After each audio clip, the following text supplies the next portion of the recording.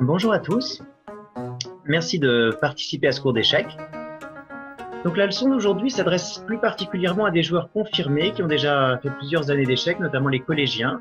Mais bien sûr, elle est ouverte aussi aux joueurs plus jeunes, s'ils sont déjà expérimentés et s'ils ont déjà fait plusieurs années d'échecs. Alors, je vais vous expliquer un petit peu comment ça va se passer. Je vais vous montrer donc une série d'exercices, de problèmes. Je vais essayer d'aller du plus facile au plus difficile, de sorte qu'au début, normalement, ça devrait être assez facile, et puis ensuite, ça va se compliquer. Voilà. Alors, avant de commencer, je voulais aussi vous donner un conseil de méthode. Quand je vais placer un diagramme sur l'échiquier, vous pouvez presser sur le bouton pause et prendre quelques instants, quelques minutes, pour essayer de trouver la solution par vous-même. Voilà, vous réfléchissez, vous essayez de trouver la solution, et ensuite, même si vous ne l'avez pas trouvée, le fait d'avoir cherché, ça vous aidera beaucoup à comprendre les explications et les solutions. Voilà, bah écoutez, la leçon d'aujourd'hui, ça va porter sur un tableau de maths très célèbre qu'on appelle le maths de Boden, voilà, du nom de monsieur Samuel Boden, qui était un joueur du 19e siècle, qui a utilisé ce réseau de maths, comme on dit, dans une partie qui est célèbre, que je vous montrerai tout à l'heure. Le maths de Boden, on l'appelle aussi le maths des deux fous. Voilà, et puis je vais vous expliquer comment ça marche. Alors, pour illustrer ça, je vous ai mis une position, la position de base, c'est celle-ci. Bon, on voit que les noirs ont un petit avantage matériel dans la position de départ, puisque les blancs ont deux fous, les noirs ont cavalier plus tour, c'est-à-dire on dit qu'ils ont une qualité d'avance. Bon, c'est un petit avantage, mais on s'aperçoit surtout, si on regarde la position, que le roi noir est placé de manière un petit peu inconfortable. Pourquoi? Parce que d'une part, sur sa droite, s'il est bloqué à la fois par sa tour et son cavalier, il ne peut pas s'enfuir. Et surtout, regardez bien ce fou F4 des blancs, le fou de case noire des blancs, qui contrôle la case C7, la case B8, donc les cases de fuite du roi. Donc le roi est très emprisonné par ce fou. On s'aperçoit aussi qu'on a le fou E2 qui peut participer à l'attaque sur les cases blanches. Et donc si vous cherchez bien, ici les blancs peuvent faire échec et mat en un coup. Voilà, donc je vous laisse regarder 2 secondes, mais normalement c'est assez facile, il suffit d'attaquer le roi. On n'a qu'un seul échec possible, donc même par élimination, vous pouvez le trouver. C'est le seul échec de la position. C'est fou A6, échec et mat. Donc, bravo à ceux qui l'ont trouvé. C'est échec et mat, tout simplement parce que le roi est attaqué et le deuxième fou ferme la prison, disons, du roi. Voilà. Aucune pièce ne peut venir intercepter ici en B7. Échec et mat. Donc, c'est ça le tableau de maths de Boden. Vous avez ce nouveau diagramme devant vous. Et l'exercice est le suivant, il s'agit de faire échec et mat en 2 coups avec les blancs. Alors, quand je vous dis échec et mat en 2 coups, d'ailleurs, il faut bien y penser, il faut essayer de trouver toute la combinaison, c'est-à-dire le premier coup des blancs, le ou les réponses possibles des noirs, et le deuxième coup qui ici doit être échec et mat. Voilà. Il ne suffit pas de dire je joue ceci et puis je verrai ce que répond mon adversaire. Non, il faut voir la combinaison jusqu'au bout. Alors, on peut regarder déjà les caractéristiques de la position avant de chercher plus précisément des coups. Ça, c'est toujours une chose à faire au G-Sec. Avant de chercher un coup, il faut essayer de comprendre ce qui se passe. On s'aperçoit que d'un point de vue matériel, c'est plus ou moins équilibré. Alors, les pièces ne sont pas du tout les mêmes, mais si on fait les comptes, ça se voit à peu près. Les blancs ont une dame, mais les noirs ont 2 tours. Et les blancs ont 2 pièces mineures, 2 fous. Les noirs ont cavalier, 5 pions. Si on fait simplement le compte brut des pièces, on pourrait même dire que les noirs ont un petit avantage matériel. Mais, bien sûr, il y a un mais, vous avez certainement déjà remarqué les similitudes entre ce diagramme et la position précédente, la position de Boden, notamment la position précaire du roi noir, qui a 0 case de fuite, à cause toujours du terrible fou F4, qui contrôle les cases noires autour du roi, et à cause aussi, bien sûr, de la tour D8 et cavalier D7 qui bloquent les cases de fuite et qui serait sans doute mieux ailleurs. La différence, par contre, c'est qu'il y a une barrière de pions qui protège le roi. Donc, pour l'instant, on pourrait avoir l'impression que le roi est en sécurité. Les blancs vont donc essayer de faire exploser cette barrière pour attaquer le roi. Alors, il y a 2 coups, on appelle ça des coups candidats, c'est-à-dire les coups qu'on a envie de jouer, disons. 2 coups qui se présentent à l'esprit, c'est des sacrifices de dames. J'imagine que certains d'entre vous y auront déjà pensé. Dame prend A6 pour détruire la barrière et dame prend C6. Ça a l'air d'être à peu près la même chose. Je vous montre la variante principale. Dame prend C6, échec au roi. L'adversaire n'a pas le choix. Le roi est en échec, il ne peut pas s'enfuir, donc le seul coup possible, le seul coup légal, pion prend dame. A priori, c'est une bonne nouvelle de récupérer la dame, mais ici, le problème, c'est que le pion devait défendre son camarade là en A6, et maintenant, deuxième coup, exactement le même que tout à l'heure, fou prend A6, échec et mat. Pourquoi échec et mat? C'est toujours pareil, le roi est attaqué sur case blanche, et les cases noires sont interdites. Donc bravo à ceux qui ont trouvé cet exercice rapidement. C'est ça, c'est la solution. Alors, je voudrais ajouter une petite chose sur ce diagramme, c'est qu'on a l'impression que l'autre variante est parfaitement symétrique.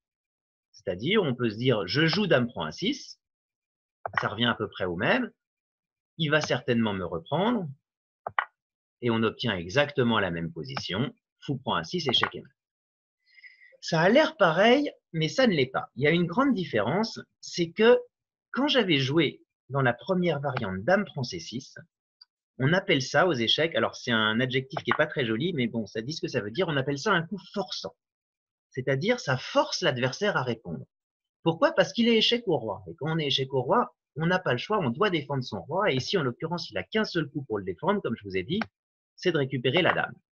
Du coup, ce qui permet de placer notre mat de Boden. L'autre variante, dame prend A6, elle n'est pas forçante. Pourquoi? Parce que le roi n'est pas en échec.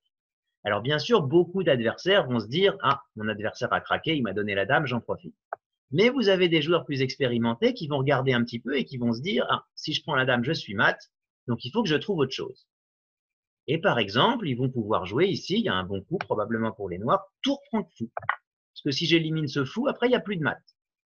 Et en fait, si vous regardez la position, c'est pas du tout sûr que les blancs soient bien ici. Alors certes, bon, ils peuvent jouer échec au roi, mais bon, le roi peut bouger, il n'y a pas de mat. Ils peuvent refaire échec au roi, mais au pire, je peux répéter les coups pour faire match nul.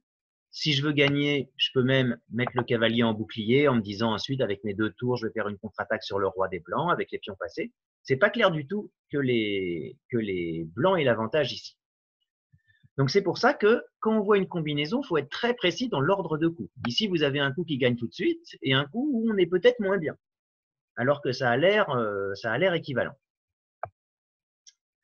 Voilà, j'espère que vous avez compris ces 2 premiers tableaux. Alors ça, c'est le mat de Boden le plus classique. Je vais vous proposer, si vous le voulez bien, un 3e exercice et je vous donne l'énoncé du problème. Ici, les blancs jouent et font échec et mat en 2 coups. Je vous laisse réfléchir un petit peu parce que là, la position est vraiment complexe. Les blancs jouent et matent en 2 coups. Alors, avant d'essayer précisément de regarder les coups, on va essayer de faire le bilan de la position, de voir ce qui se passe. On s'aperçoit déjà que les noirs ont un énorme avantage matériel. Pourquoi? En gros, parce qu'ils ont une dame. Et les blancs n'en ont pas. Après, bon, les noirs ont 2 tours cavalier contre tour de fou. Bon, c'est à peu près équivalent. Mais ils ont surtout une dame de plus. Alors, c'est vrai que les blancs peuvent récupérer une tour. C'est pas si mal. Mais si jamais ils prenaient la tour, bon, j'imagine que les noirs prendraient aussi la tour blanche et ils auraient une position gagnante avec peut-être même une attaque sur le roi blanc qui va arriver. Donc, c'est sûr que ça, c'est pas un coup candidat. Nous, enfin, ça équivaut à l'abandon. En fait. Quels sont les avantages des blancs dans cette position? C'est toujours pareil, c'est la position précaire du roi noir. Si on regarde bien, on s'aperçoit que le roi noir, il est un peu à l'étroit. Il a même aucune case, en fait, puisque les cases blanches sont contrôlées par le fou et la colonne E est contrôlée par la tour. Okay.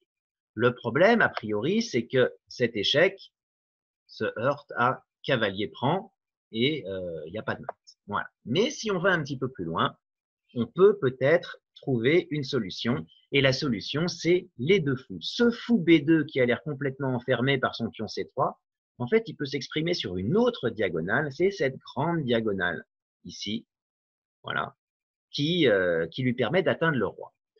Donc, quand on a vu ça, on se dit, on va essayer de combiner 2 coups. Le coup tour ici en E8 pour faire un tableau de maths et le coup fou à 3 qui cloue le cavalier. Par exemple, si j'avais le droit de jouer 2 coups de suite, fou à 3 et tour là, par exemple fou à 3 si mon adversaire répond à un coup quelconque qui ne sert à rien, B6, ça c'est échec et mat. Pourquoi? Parce que le cavalier ne peut pas reprendre la tour, car il est, comme on dit, cloué par le fou à 3 qui l'empêche de bouger. Le problème, bien entendu, c'est que notre adversaire, sur fou à 3, ne va certainement pas répondre un coup inutile comme B6. Il a beaucoup mieux à faire. Par exemple, prendre ce fou qui bloque le roi. Et après, le roi va s'enfuir. Même si on prend le cavalier sur échec, le roi va partir. Et puis si on le poursuit, il va continuer à partir. Et plus il part, plus il a des cases de fuite et on l'attrapera jamais. Et on va perdre parce qu'on a une dame de moins. Ok. Donc, ça c'est un autre conseil que je vous donne en général. Quand on a une idée aux échecs et qu'elle ne marche pas, plutôt que d'abandonner l'idée, c'est toujours bien d'essayer d'inverser les coups. Souvent, ça marche. Ici, si au lieu de commencer par fou à 3 pour clouer le cavalier, c'est trop lent, on commence par le coup de tour, qui a l'air un peu paradoxal parce qu'on la met en prise. Mais l'avantage, c'est qu'on force le cavalier qui fait bouchon sur la diagonale noire, on le force à se déplacer. Il n'a pas le choix, hein. C'est le seul coup légal. Le roi ne peut pas prendre la tour à cause du fou, il ne peut pas se déplacer en F7 à cause du fou, et il ne peut pas aller non plus ici sur la case 7 à cause de la tour. Donc, cavalier prend E8, forcé. Comme je vous avais dit tout à l'heure, les coups forcés aux échecs, c'est toujours bien de les analyser. D'une part, c'est facile, on sait ce que répond l'adversaire, et d'autre part, ça permet de mettre en place ses propres idées. Et maintenant, on s'aperçoit, si vous regardez bien, que on atteint la position du mat de Boden. Alors, un petit peu décalé, un petit peu particulière, mais c'est toujours le même mat. Les deux fous en croix. Fou à 3, échec et mat. Alors, bon, c'est pas un mat direct. En fait, il joue C5, il peut suicider quelques pièces sur la diagonale pour retarder. Fou prend C5, il suicide son cavalier ici. Fou prend D6, et là, c'est le mat de Boden, parfaitement exécuté avec les deux fous. Et on s'aperçoit que les 3 pièces lourdes des noirs qui sont confinées dans le coin ne servent absolument à rien. Voilà, donc ça c'est un retournement de situation. À partir d'une position qui avait l'air désespérée, et les blancs réussissent à l'emporter. Donc bravo à ceux qui avaient trouvé cet exercice. Alors ce que je vous propose maintenant, puisque je vous parle de ce mat de Boden, c'est de vous montrer une partie. Alors, c'est la fameuse partie de Boden, c'est une partie du 19e siècle, de 1860. Bon, ça remonte un petit peu. Et ça permet de voir comment ça a été appliqué la première fois. Alors, je vais passer assez rapidement sur l'ouverture parce que, bon, elle n'a pas une grande valeur théorique aujourd'hui. On joue plus trop comme ça. Les blancs jouent des coups un peu bizarres. Mais ça permet de voir, bon, malgré tout, comment les pièces se développent. Alors, c'est une partie entre un joueur hongrois, je crois, qui s'appelait Monsieur Chalda, contre le fameux Boden. Ça a été joué à Londres en 1860. Alors, les Blancs ont commencé par E4, voilà, un coup extrêmement classique. E5, rien à dire. Cavalier F3, je sors un cavalier vers le centre, j'attaque le pion. Bon, là, il y a plusieurs réponses très classiques. La plus habituelle, c'est ça, cavalier C6, qui peut donner lieu ensuite à l'ouverture italienne, l'ouverture espagnole, l'ouverture écossaise. Bon. Il existe aussi cavalier F6, la défense Petrov ou la défense russe, comme on veut, voilà, qui fait une contre-attaque sur le pion E4. Et le coup qui a été joué par Boden, la défense dite Philidor, du nom du joueur français François Philidor, un joueur du XVIIIe siècle. C'est des vieux échecs, voilà, qui est un coup très solide, qui établit une chaîne de pions au centre, qui défend le pion E5, qui a un inconvénient, c'est que ça enterre le fou, ici le fou F8, qui aimerait bien se retrouver en C5 et qui aura du mal à trouver une utilité. Bon. Aujourd'hui, on considère que la variante principale pour lutter contre cette défense Philidor, c'est d'occuper le centre tout de suite, de jouer des 4, et ça pose un certain nombre de questions aux noirs. Bon. Le joueur avec les blancs a décidé de jouer C3. C'est la même idée en fait. Il veut jouer des 4, mais il veut le préparer pour, au cas où les noirs prendraient en D4, prendre du pion et avoir un centre de pion parfait. Voilà. Bien entendu, les noirs ne se laissent pas faire et font une contre-attaque. Alors, un peu à double tranchant, mais bon, qui a son intérêt. Ils jouent F5. Alors normalement, on dit qu'il ne faut pas trop toucher au pion F dans l'ouverture. Ça ouvre des diagonales autour du roi, la diagonale ici, la diagonale là. Mais ici, bon, il se trouve que les blancs ne peuvent pas trop en profiter.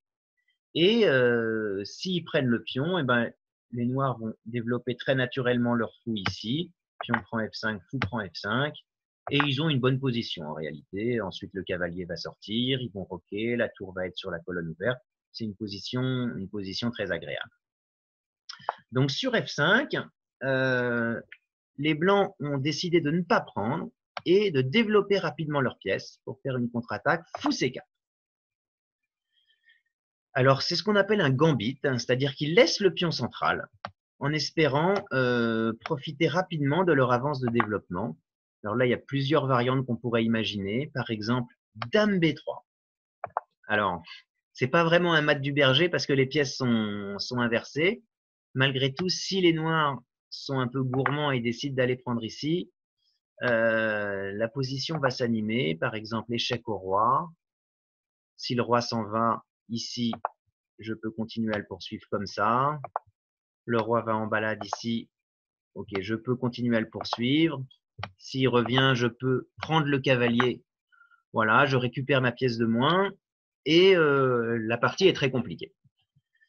Les noirs n'ont pas voulu rentrer dans cette variante et ont joué un coup beaucoup plus respectable, je pense, plus sûr. Cavalier F6, un coup de développement vers le centre. Voilà, rien à dire. Et là, les blancs, D4, je prends le centre. Alors, ici, à peu près tous les coups sont envisageables. Pion prend E4, pion prend D4, cavalier prend E4. Les noirs ont beaucoup de possibilités. Ils ont décidé de prendre le pion E4 maintenant. F prend E4. Les noirs ont joué D prend E5. Là, il y a une série d'échanges. Pion prend cavalier. Pion prend cavalier. Et dame prend. Bon, deux manières de reprendre le pion F3, soit avec la dame, ce qui propose un échange de dames, soit avec le pion, qui est plus combatif parce que ça garde les dames sur l'échiquier et c'est aussi plus dangereux parce que si les blancs ont leurs dames, les noirs aussi. Bon. Les blancs ont décidé de jouer G prend F3 et là, les noirs ont joué le coup extrêmement naturel. Cavalier C6, je sors une pièce vers le centre. Il y a une magnifique case ici en E5 pour le cavalier qui dominera l'échiquier s'il y arrive. Cavalier C6. Les blancs n'ont pas voulu laisser les noirs installer un cavalier en E5 et ils ont joué F4. À mon avis, c'est la première grosse erreur de la partie. Alors, on s'en rend pas compte tout de suite, mais intuitivement, ça semble pas un bon coup. C'est pas un coup de développement.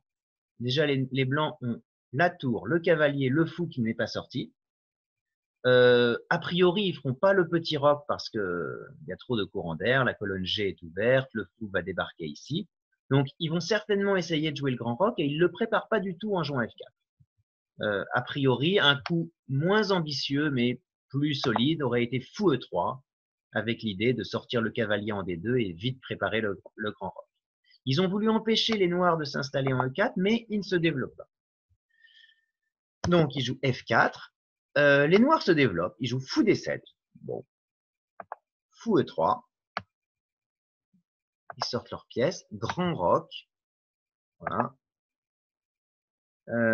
Les blancs jouent cavalier D2, sortent le cavalier, tour E8. Alors tour E8, c'est un coup assez logique. En fait, on met la tour sur une colonne ouverte. On fait un petit clouage. Accessoirement, on attaque le pion F4, ici sur un coup quelconque. Enfin, je joue un coup qui sert à rien. Les noirs pourraient tout simplement jouer dame prend F4. Grâce au clouage, la dame n'est pas en prise. Voilà. On s'aperçoit déjà de l'inconvénient des pions doublés. Les blancs ont décidé de jouer dame F3 dans cette position. Ils sortent leur dame. En fait, c'est pas simplement pour sortir leur dame et défendre le pion F4, c'est aussi qu'ils préparent le grand roc. Dame F3. Et là, les noirs ont préparé une sorte de piège qui est très malin et qui est pas facile à voir, dans lequel les blancs sont tombés tête baissée. Ils ont joué fou F5. Alors, normalement, on dit il ne faut pas bouger deux fois de suite la même pièce dans l'ouverture. Le fou était déjà sorti en D7, c'était pas indispensable de le ressortir. Mais ici, il y a une idée très concrète. C'est que, évidemment, les noirs se sont rendus compte que l'idée des blancs, c'était de jouer le grand roc, et ils ont préparé un piège terrible contre ce grand roc. Les blancs, ici, n'auraient pas dû jouer grand roc. Ils ont une mauvaise position parce que s'ils jouent pas grand roc, tout leur développement n'a pas de sens. Ils veulent pas jouer petit roc, et avec leur roi au centre en face de la tour, ça va mal tourner. Bon. Malgré tout, grand roc perd tout de suite. Alors, voilà, c'est ici la combinaison. Ici, les noirs gagnent. Ils gagnent au moins une pièce, voire plus. Donc, je vous laisse réfléchir un petit peu parce que c'est pas facile à voir. Et dans la variante principale, les noirs font même échec et mat en 1, 2, 3 coups. Voilà. Je vous laisse regarder. Essayez de voir un petit peu ce qui se passe, les cases occupées, la sécurité du roi. Voilà, donc je vais parler maintenant de cette position. Alors, on s'aperçoit, surtout quand on a en tête le schéma de mat de Boden que maintenant on commence à bien comprendre, que le roi des Blancs est dans une situation très précaire parce que le fou contrôle cette diagonale et que le roi n'a donc aucune case. D'accord? En fait, il est patte. En gros, on pourrait dire n'importe quel échec, ici sera échec et mat puisque le roi n'a pas de case. Le problème, hein, c'est que le mat est assez caché parce qu'on ne voit pas du tout comment on pourrait faire échec. Pourquoi? Parce que celui qui fait échec dans le mat de Boden, c'est le deuxième fou. Et le deuxième fou a l'air complètement passif ici. Ces deux diagonales sont bouchées et on dirait qu'il n'a aucun espoir de faire quoi que ce soit. Et c'est pour ça que le coup gagnant, bravo à ceux qui l'ont trouvé parce qu'il n'est pas facile du tout à voir, c'est un sacrifice de pion. Un sacrifice de dégagement, on appelle ça. Le coup D5. L'idée, bon, bien sûr, c'est de gagner un temps en attaquant le fou, mais surtout l'idée, c'est de dégager la diagonale noire pour le fou C8, pour qu'il puisse se rapprocher du roi des Blancs. Alors, à première vue, ce coup D5, bon, c'est un mauvais coup parce qu'il est en prise non pas une par le fou C4, mais deux fois avec la dame F3. Ici, le bon coup, je peux vous le dire tout de suite, ça serait de laisser le fou en prise. Je vais vous expliquer pourquoi après, parce qu'il y a quelque chose de beaucoup plus grave qui se prépare. Par exemple, cavalier B3 pourrait être une solution parce que le mat est paré. Mais dans ces cas-là, eh ben, les noirs simplement gagneraient une pièce. Ils auraient toujours une attaque assez forte avec le fou, le pion, la dame, le cavalier, même la tour qui peut participer. Donc de toute façon, le roi noir, il va pas survivre très longtemps. Le roi blanc, pardon, ne va pas survivre très longtemps dans cette position. Mais bon, c'est pas mat tout de suite. Malgré tout, ici, le joueur avec les blancs n'a pas vu du tout le piège et il s'est dit, ah bah tiens, mon adversaire a craqué, il m'a donné le pion central, j'en profite. Il a joué, il a pris avec le fou. Bon, aurait-il pris avec la dame, ça n'aurait rien changé. Il a joué fou prend D5. Et ici, c'est là, le schéma de mat de Boden est parfaitement exécuté, mat en 2. J'imagine que ceux qui ont proposé le coup de D5 ont vu la suite. La suite logique, c'est, je vous montre, dame prend C3 échec. Le coup forçant dont je parlais tout à l'heure, parce que comme c'est échec, les blancs n'ont pas le choix. Ils sont obligés de prendre leur dame, mais en faisant ça, le fameux pion B2 qui défendait la case A3 doit se décaler. La case A3 est ouverte et fou A3, échec et mat. Échec et mat parce qu'il n'y a aucun moyen de fuir ni de mettre un bouclier en B2. Voilà, donc ça, c'est une partie très célèbre qui a donné le nom à ce tableau de maths. Alors, ce que je vous propose pour finir cette session, je vais vous mettre un nouveau diagramme, un nouvel exercice. Alors, c'est une position assez compliquée, donc je vous laisse réfléchir un petit peu. Je vous donne quand même l'énoncé du problème. Ici, les blancs jouent et font échec et mat en 3 coups. Donc, mat en 3, c'est difficile parce qu'il faut voir le premier coup, la réponse des noirs, le deuxième coup, la réponse des noirs et l'échec et mat, en sachant que peut-être il y a plusieurs réponses parfois, donc il faut vraiment essayer de tout voir. Je vous laisse réfléchir un petit peu. Voilà. Je vais vous, donc, comme tout à l'heure, avant de parler précisément des coups, on peut faire un petit peu le bilan de la position. Les blancs ont une tour de plus. Donc ça, c'est important. Ils ont un avantage matériel assez conséquent. Bon, il y a un pion, enfin, le pion ne sert pas à grand chose, il est bloqué. Par contre, on voit que la position est très, très dangereuse parce que les deux rois sont dans les courants d'air. Le roi noir, on s'aperçoit qu'il n'est pas dans une case très naturelle, hein, il est devant ses pions. Normalement, un roi, c'est toujours derrière ses pions. Et il y a beaucoup de pièces autour de lui. Malgré tout, on ne voit pas exactement comment on va le coincer parce que les fous noirs font un bon travail de défense des cases. Et pour l'instant, il n'y a pas de gain très clair. En revanche, si c'était au noir de jouer, il y a une menace tout de même, c'est dame à 1, échec et mat. Donc on ne peut pas non plus perdre son temps parce qu'on est menacé de mat en 1. Voilà. Donc on peut regarder, ah oui, il faut s'apercevoir aussi que le coup dame F3, qui a l'air assez fort, ne marche pas à cause de simplement roi prend tour. Ça c'est important.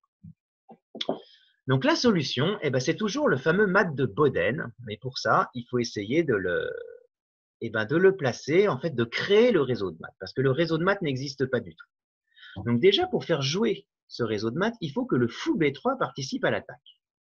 Donc déjà, il faut s'apercevoir qu'à la fin, on a envie que le fou arrive ici, pour faire un échec. Bon, ça a l'air assez illusoire pour le moment, mais on va voir qu'on va y arriver. Donc, le premier coup de la combinaison, c'est dame G4 échec. Alors, c'est un coup qui a l'air très paradoxal parce qu'on met sa dame en prise du fou. Ça a malgré tout quelques avantages. Le premier avantage, c'est que c'est un coup qui force la réponse de l'adversaire. L'adversaire n'a pas le choix, il est obligé de jouer fou prend dame. Okay. Et du coup, le fou B3 revit et pourra peut-être venir ici pour attaquer le roi des noirs. Okay. Le problème, c'est que la tour bouche encore le chemin. Donc, il va falloir réussir à enlever sa tour de manière à laisser le fou arriver. Le problème, c'est que si j'enlève ma tour n'importe où, même ici, pour menacer fou C7, évidemment, l'adversaire va se défendre. Par exemple, il va remettre son fou ici pour à la fois permettre le coup G6 ou même se donner une case de fuite pour le roi. Et là, on va se retrouver avec une dame de moins pour pas beaucoup de compensation. Donc ici, il fallait trouver tour prend H6. Une nouvelle fois, un coup forçant, parce que c'est un échec, donc les noirs n'ont pas le choix, ils sont obligés de reprendre. Le roi n'a pas de case de fuite, hein, la case G6 contrôlée par la tour, la case G5 contrôlée par le fou, et les deux fous noirs qui bloquent. En fait. Donc les noirs seraient très contents si les fous n'étaient pas là, le roi pourrait s'enfuir, mais les fous sont là. Donc il est obligé de reprendre du pion. Et là, on s'aperçoit qu'on a une nouvelle fois un tableau de maths avec les deux fous, le fou de case noire qui bloque la diagonale noire et le fou de case blanche qui fait lui-même l'échec et mat, fou F7, échec et mat. Alors c'est un mat assez spécial, hein. Aucune pièce ne peut intervenir en G6, le roi est bloqué par ses propres pièces et c'est le tableau de maths de Boden avec les deux fous. Alors celui-là il est sur le côté de l'échiquier au lieu d'être au fond comme ça arrive le plus souvent, mais malgré tout c'est toujours le même tableau. Voilà, eh bien écoutez, merci à vous pour avoir suivi cette séance. Bravo à ceux qui ont réussi à trouver un certain nombre d'exercices. Et ben, je vous dis à la semaine prochaine pour un nouveau cours avec un sujet différent. Merci, au revoir.